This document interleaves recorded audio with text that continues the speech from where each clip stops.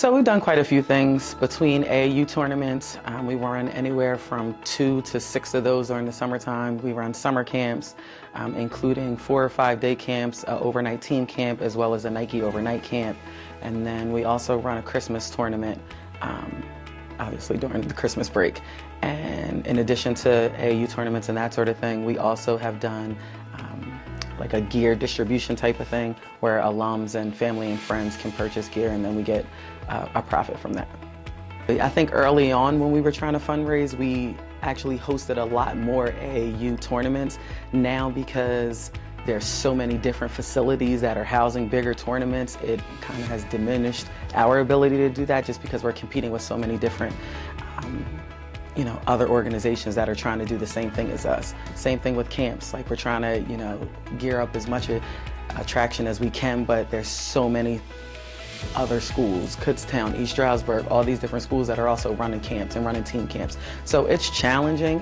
We're trying to get creative in ways to come up with money, but each year it becomes more difficult and more challenging.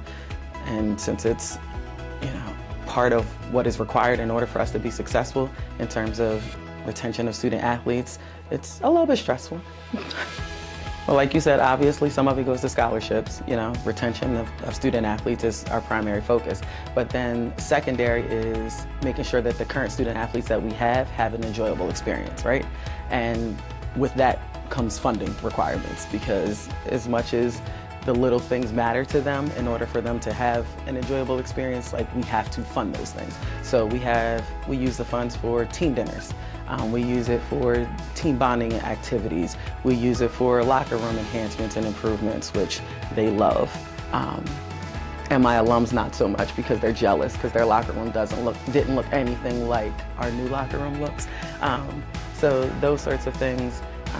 And then this generation is about gear, right? So, like, anytime we can get them some hoodies, some t-shirts, some anything, Westchester apparel, they feel like it's Christmas.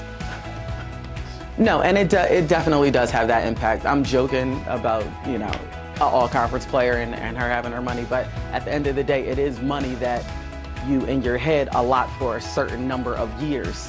And then once those years are up, you're thinking you're gonna get that money back to then bring in talent underneath of those people. So when they decide to come back for their quote-unquote COVID year, it does put a damper on what you are capable of doing financially, right?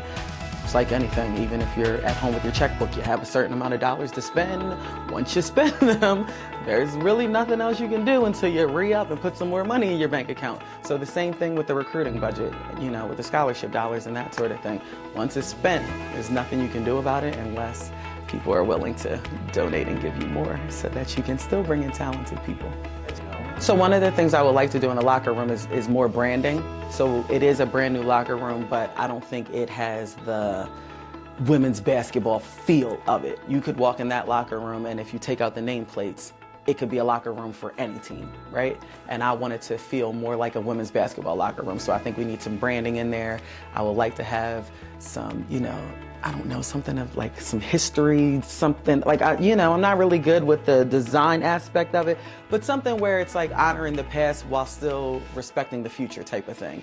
So something on the wall that, legacy, history, something, shout out to the old heads. The kids nowadays, at least particularly with this team, are gym rats, and they want to get in the gym and they want to get up shots. But there's only 2 of us. There's myself and my assistant coach, and we can't be in the gym all hours of the day helping them as much as we would like to be. We just can't. It's not enough hours to get everything done. So having a shooting gun in the gym would be helpful in terms of rebounding and that sort of thing. So we would definitely like to invest in something like that for them. But no, I think the things that we're looking for are pie in the sky type of ideas. I think it's what's needed for this generation to help keep us competitive with our counterparts. I don't think we're asking for $1 million facilities or anything like that. I'm just asking to dress up the facilities that we have. And again, just do what we can for our student athletes to make sure that they have an experience here that they can tell the next generation about, and happy moments and happy memories, and not, we didn't get enough meal money, we didn't get enough gear, like our locker room was this. Like, I don't want to hear that as their experiences when they're reminiscing. we have come a long way from maybe being a student athlete back in the late 90s to now. I mean, we've made significant strides in everything from facilities to the actual court to the locker rooms, to funding in terms of scholarship dollars. Like, we've made strides. Half the time, if anything, I'm giving them crap. Like, stop complaining, because if you would have seen what I was doing, you know, it's always Coach Haas and I, like, if you would have seen when we were here, something, something, something.